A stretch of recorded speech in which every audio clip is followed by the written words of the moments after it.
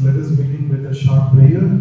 Nama Om Vishnu Padaya Krishna Preshthaya Bhutale Srimate Bhakti Vedanta Swami Niti Namine Namaste Saraswate Deve Gauravani Pracharine Nirvishesha Shunyavani Paschatya Deshakarine Jaya Shri Krishna Chaitanya Prabhu Nityananda Shri Advaita Gadadhara Srivasadi Gaura Bhakta Vrinda Hare Krishna Krishna Krishna Hare Hare Hare Rama Rama Rama Hare Hare.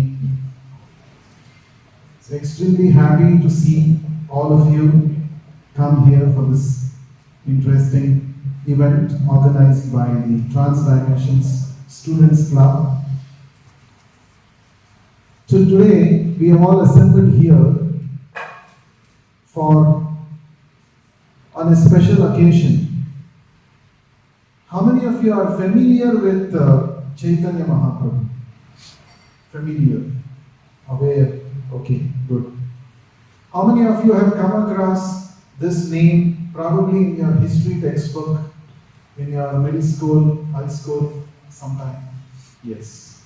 So we must be familiar about Chaitanya Mahaprabhu as a religious reformer who started the Sankirtan movement in West Bengal, right? 2 days from now, that is day after tomorrow, we are going to celebrate, the whole world is in fact going to celebrate the birthday of Chaitanya Mahaprabhu. So Chaitanya Mahaprabhu was definitely a great reformer of his times. He appeared about 500 years ago in Navadvip, Mayapur, Dham, that is in the present West Bengal. And anyone from that part of the country here? Okay, we have 1, 2 people. Wonderful, very nice. So Chaitanya Mahaprabhu, he said a few interesting things to revive the cultural and social religious consciousness of people during his times, which is actually very relevant even today. For example, Chaitanya Mahaprabhu said, Kirtaniya Sada Hari. A very simple thing. Kirtaniya Sada Hari. What is the meaning of this? Anyone wants to attempt?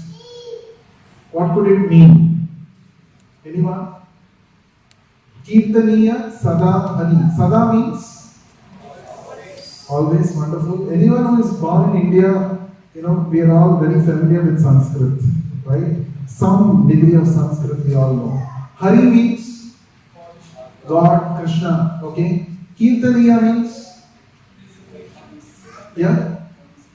Hymns or praise or chant, sing, right? So he said, always chant Hari. Kirtaniya Sada Hari. Always. Now, was it a new thing that he introduced?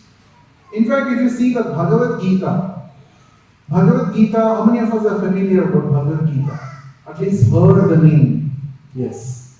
So, what does Bhagavad Gita say about this? Bhagavad Gita is also called Yoga Shastra. Shastra means scripture. Yoga means, anyone wants to attempt, what is yoga? Yes? Joining, very good. Any other meaning of the word yoga? So yoga means to link or to connect. Yoga means to link. So linking ourselves with the divine, that is called yoga. And that yoga can be achieved through different methods.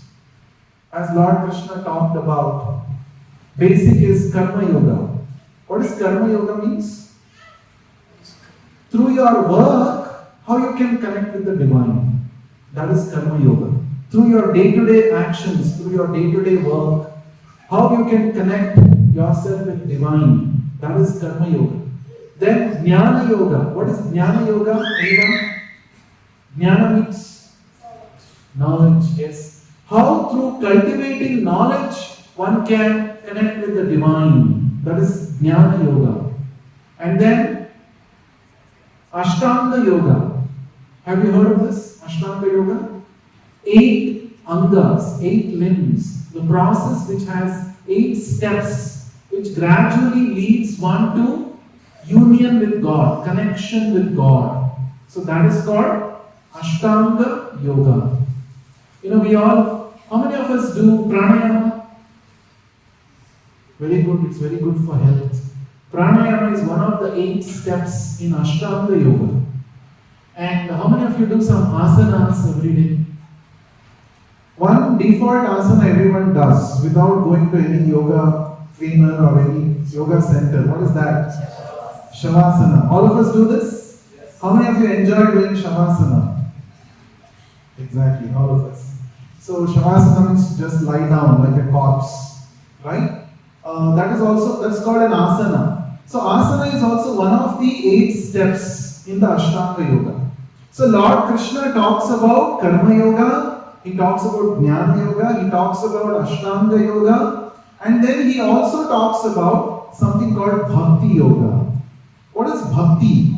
Anyone wants to translate the word Bhakti? What is Bhakti? Okay, devotion. Any other meaning? Yes? Worship. Okay. Emotional attachment with God. Interesting. Any other meaning? Bhakti. Surrendering yourself to God. Good. Any other meaning? Exactly. Bhakti means to love God. Right? It is not simply a ritual or simply go to temple and break one coconut over. No, it becomes ritual. So, when we talk about spirituality, when do you say you are spiritual? Spiritual means spirit plus ritual. Ritual is a medium to express our spiritual love for God. Now what happens when we forget the spirit? We simply become attached to rituals, then it becomes a mechanical process, then it becomes simply some age-old tradition somebody is celebrating, so let me also celebrate. Without any heart for it, no spirit is there. The spirit is missing, only ritual has got stuck. So that is when people get disinterested. Oh, what are these some age-old customs and rituals? Like that. So 500 years ago, Chaitanya Mahaprabhu, when he appeared, he saw this kind of a mentality in people. Either people are becoming simply ritualistic, for the heck of it, people do some traditions, customs they follow, or there are people who have said these are all simply some useless, they are not some meaningless, there are some meaningless customs we don't want to follow. So Chaitanya Mahaprabhu saw this kind of a trend in people. So Chaitanya Mahaprabhu wanted to help people to develop spiritual love for God through a very simple process. He said, you don't have to do yajna, some big havan. You don't have to do that. You don't have to, construct some big temples. You don't have to do that. In fact, you don't even have to go give up your present situation. If you are he said, Grihe Thako, Vane Thako, Sada Hari Bhule Nako. So he said, whether you are in a forest or whether you are in your house, it doesn't matter. All that you have to do is chant the name of Hari. Then you develop love, bhakti for Hari. You don't have to go to forest, renounce your life and go to forest and take up some severe tapasya, austerities. You don't have to do that. He said, you don't have to do any of these things. Wherever you are, you simply chant the name of God, and that's how you can be situated in yoga. That means he said just by chanting the name of God, you can connect with God. That is the very purpose of yoga, right? Yoga means to connect with God. Why should I connect with God is the next question. Many times people ask, I am very happy without God. Why I need God? Some people have an idea. God means somebody who is sitting up there and he's watching all our actions and he's waiting when will you make a mistake so that he can punish you. This is a kind of idea some people have about God, a dogmatic idea. Some people say, no, God is dead and gone. God is not living, He is dead. This is another idea that people have about God. Right? But what is the actual understanding about God? Now you see, there are so many electrical gadgets working in this hall. There are these spotlights, there is this microphone, there are these fans. They're all running. How are they running? How are they running? They're all running because of electric power, isn't it?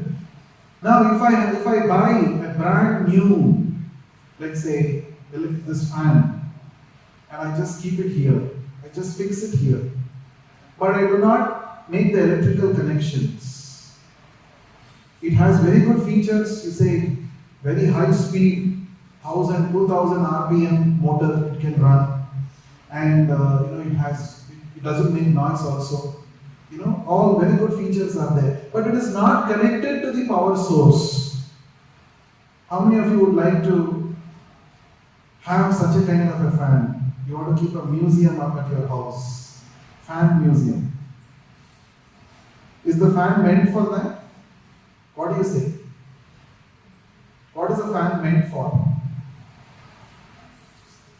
I'm asking all of you. What is the fan meant for? Fan is meant to provide us air. In fact, in this summer, we really realize the value of the fan.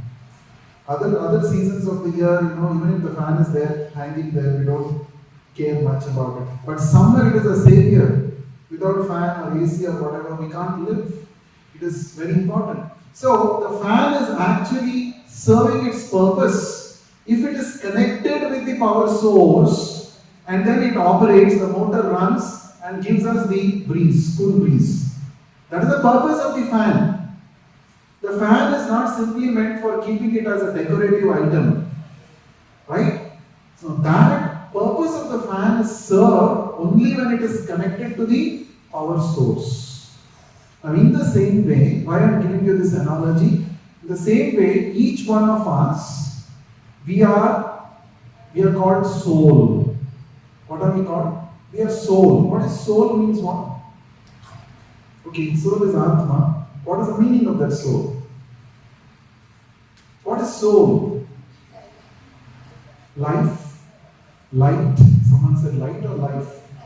Life. Okay, good. Then any other? What is soul?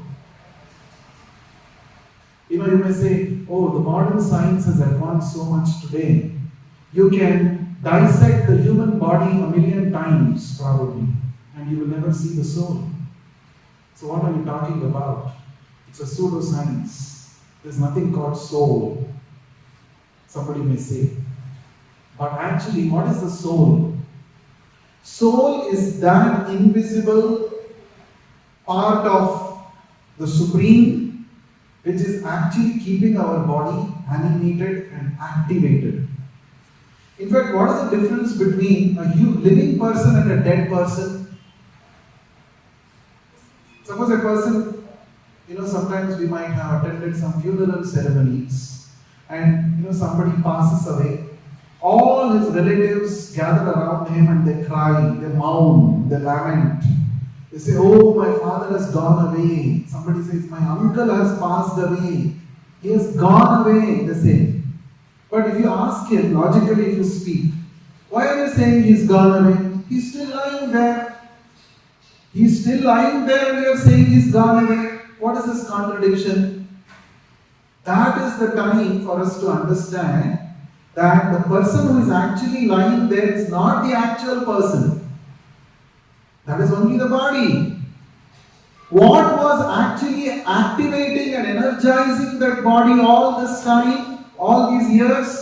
That force, that living force has left the body and gone away. So hardware is lying there, but the real person has gone away. Therefore, that is the time when we say he has gone away. We use this, right? He has passed away. Who has passed away? Who has passed away? The body is lying there. That means our real identity is not the body. It's very important for us to realize. And this is the very beginning of Bhagavad Gita. Right? So Lord Krishna says, Dehi nityam avadhyoyam dehe sarvasya bharata. He says, within this deha, there is that spark which keeps energizing this body. And once that spark goes away, this body is of no use. What will you do? You will either bury it, burn it, whatever is the ritual. It's done. But the real person is the soul.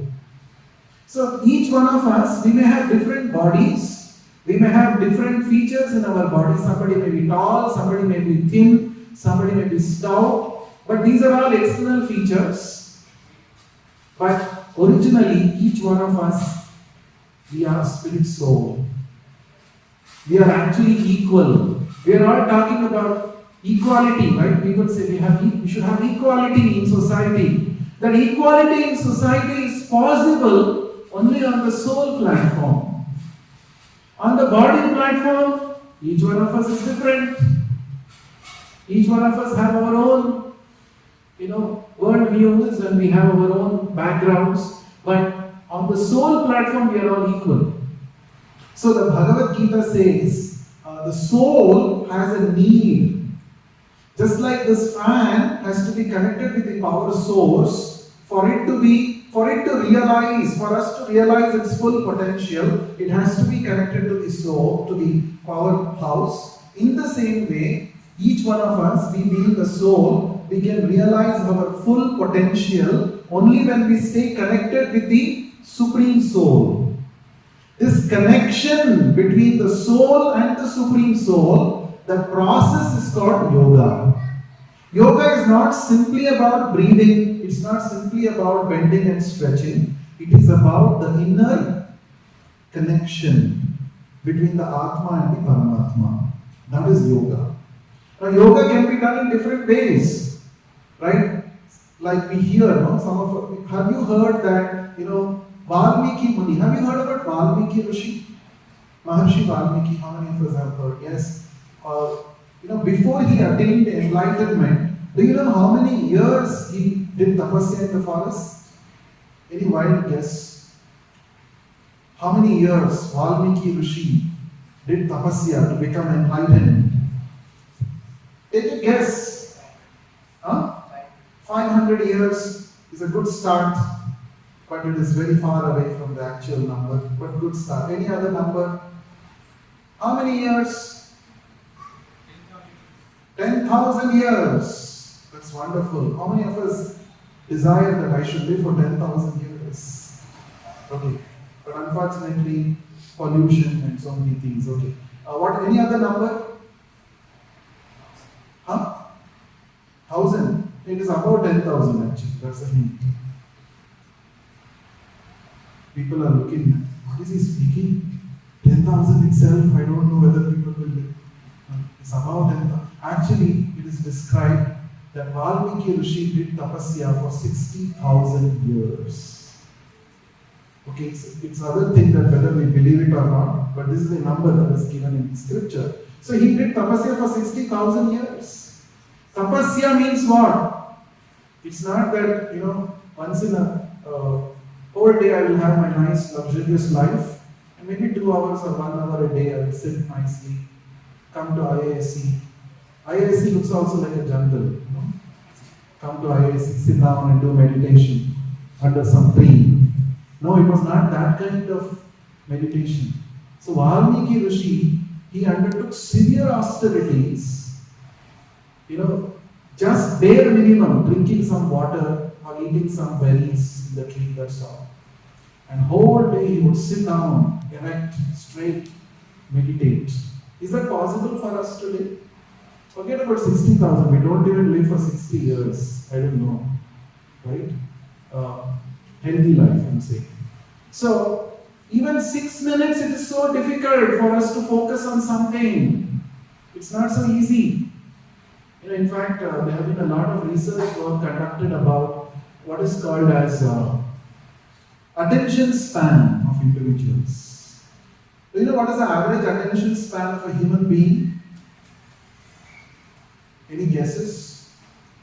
Attention span means maximum amount of time for which an individual can focus on a particular concept or object or one thought. 40 minutes. 3 minutes.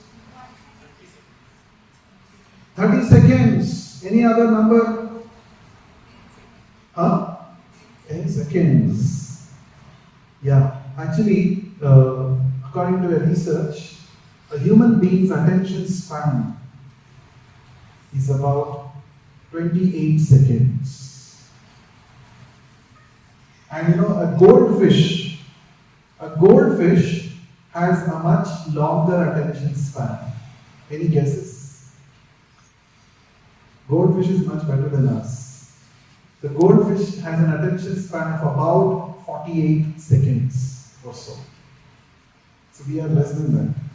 So what about sitting and doing tapasya? Can we sit and do tapasya, meditation? It's not so easy. So therefore, these different kinds of processes which were feasible for our ancestors, today it is no more feasible. Therefore, Chaitanya Mahaprabhu, he thought, let me find out a process which the current age people can do it practically and still attain the same benefit of being connected with the divine and developing love for the divine. Why should we develop love for the divine? Because each one of us, we have a propensity to love. It is very natural for us. We have a propensity to love someone. Yes or no? Don't we want to love someone? Where is this loving propensity coming from? It is coming from the source. Because originally we have a love, unconditional love with God. Right? That is what is driving us in our life. Love is what makes our life interesting and exciting. Right? But the love that we experience in this limited time span with this material, boundaries, it is conditioned love. The love that we experience in this world is conditioned love. Okay, you do this to me, in return I will do this to you. It's a give and take. But what is the soul actually hankering for? The soul is actually hankering for pure, unconditional, uninterrupted love. The pure, unconditional, uninterrupted love is possible when the soul is awakened to the spiritual platform. And that awakening of the soul through the spiritual platform is possible through the process of mantra meditation. There are different types of meditation, but mantra meditation is very, very powerful. Man trayate iti mantra. Man plus tra is called mantra. Man means mind. Tra means that which awakens or delivers, uplifts. So, Chaitanya Mahaprabhu thought, based on the standard scriptures, he said, this chanting of the holy names of God is the easiest method for the people of Kali Yuga. It's called Kali Yuga, right? So this is the easiest process. We cannot go to forest and do tapasya, we cannot do some yajna, we cannot do, all of that is so cumbersome and it's not practical for the modern age. He said you simply chant Kirtaniya Sada Hari. And that is very simple. He said Hare Krishna, Krishna Krishna, Hare Hare, Hare Rama, Rama Rama, Hare Hare. You simply chant the 16-worded mantra and you get connected with the divine. The soul will be awakened to the spiritual reality. This is what Chaitanya Mahaprabhu did, and he demonstrated it practically by his own behavior. That is why he is called Mahaprabhu. Prabhu means master or teacher. Maha means the greatest. A great teacher is one who not simply gives sermons or talks. A real teacher is one who walks the talk. So Mahaprabhu, he himself practiced it. He always chanted the holy name. Hare Krishna, Krishna Krishna, Hare Hare. Hare Rama, Rama Rama, Hare Hare. And he instructed everyone to do the same. Right? In fact, there are many instances, if you read the biographies of Chaitanya Mahaprabhu, he would not go and debate with scholars and show his great scholarship. He would simply request them, why don't you chant the Hare Krishna mantra? Why don't you do this? This is the essence of all Vedic understanding.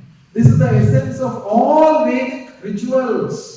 To be connected with the divine, to be connected with God. And that is simply so easily possible simply by uttering the name of God.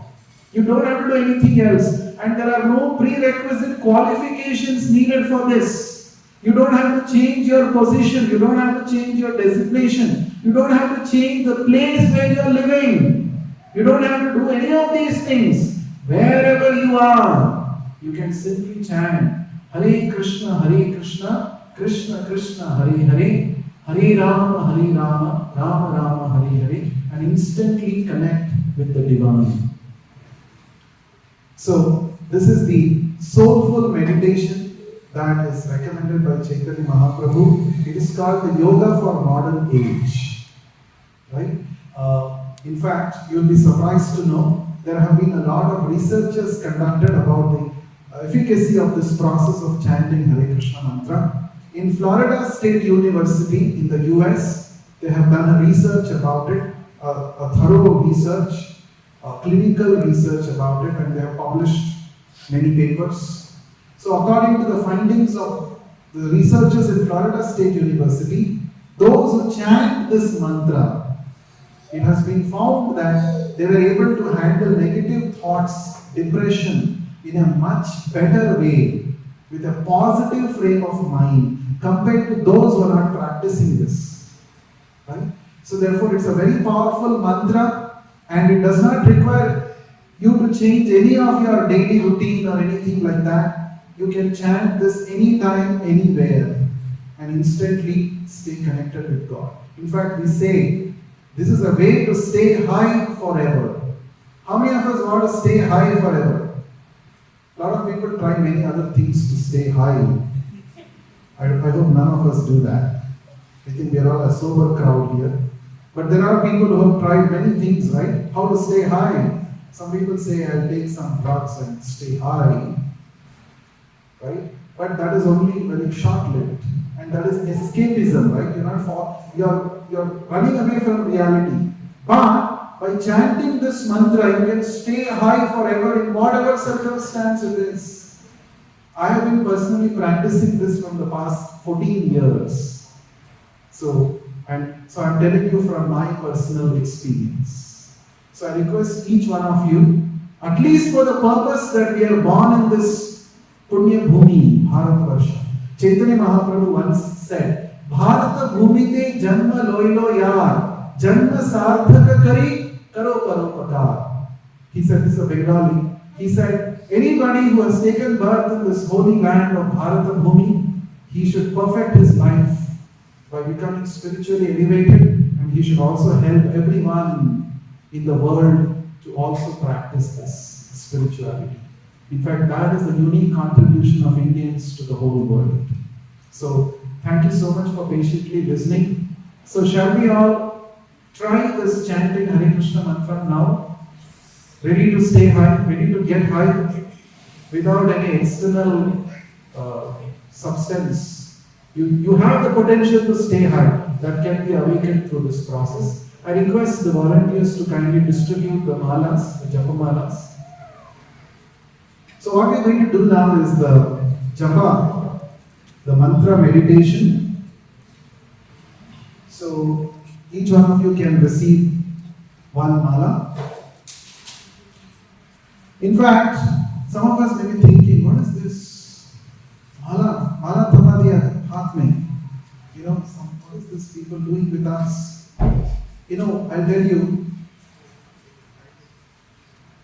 there are people all over the world who are realizing that it is so important to embrace the Indian way of living if we want to find inner fulfillment.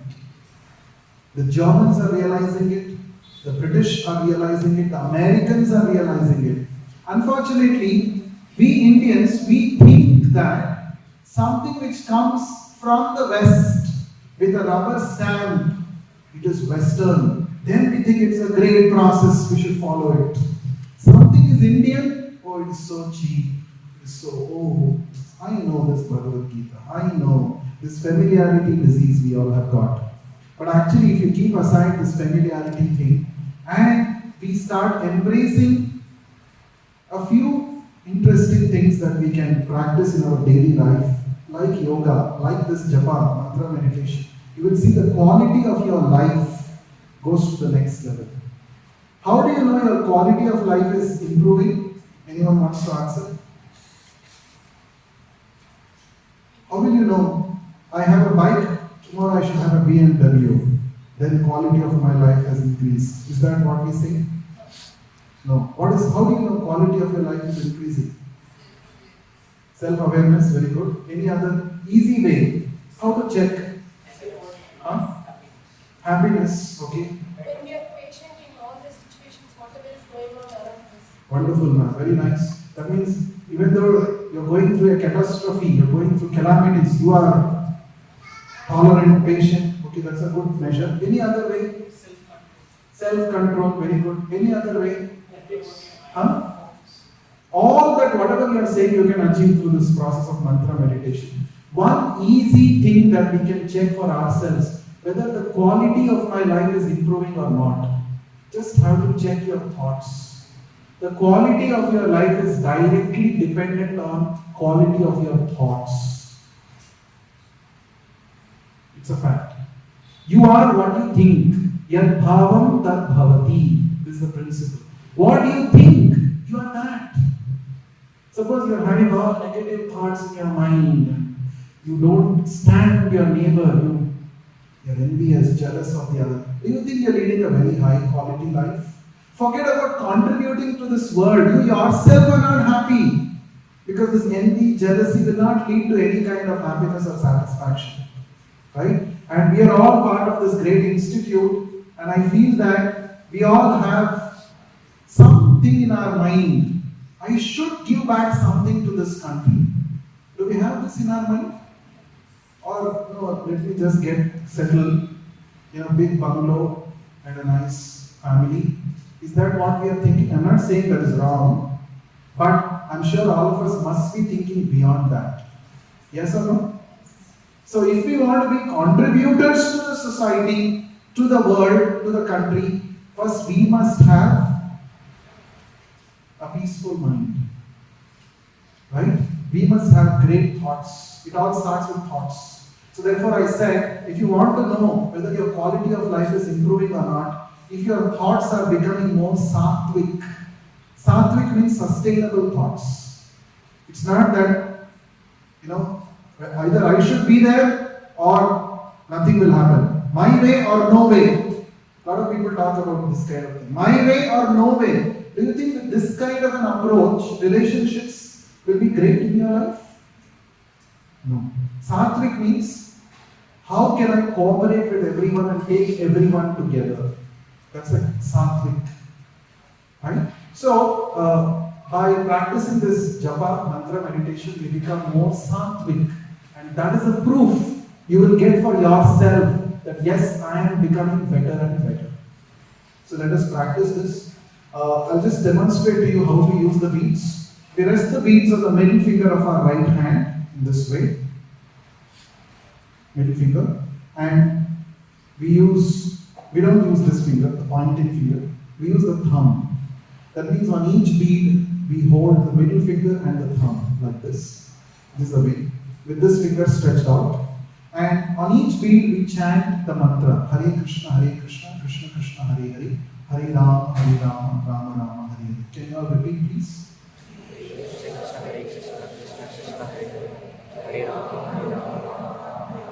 Okay, so it's not about how fast you say or how slow you say. It's about how well you hear. You have to hear the sound, right? Whatever you say, the mantra you should hear, right? Very attentively. On each beat, we chant the mantra and move to the next beat and continue, and so on. So there are about 108 beats. It will take about 8 minutes roughly for us. And every day, it will be a booster if you start your day with this process. Just 8 minutes. It can give us a lot of positivity, a lot of sattvic energy. Right? And you can see if you do it consistently, try this for 21 days, every day without missing. And you will be definitely, there will be a positive change after that. Definitely, 100% assured. Right? But we have to sincerely practice. And this is most important thing, as I said, I repeat again, you chant and you hear the same sound, hear attentively. Your mind may go there and here, bring the mind back on the sound. So it's a practice, that's why so many times we do it. It's not that just once we do. We practice, we are taming our mind, we are training our consciousness. That's why repeated sound, the soul should be exposed to the spiritual sound of the mantra. That is the whole process.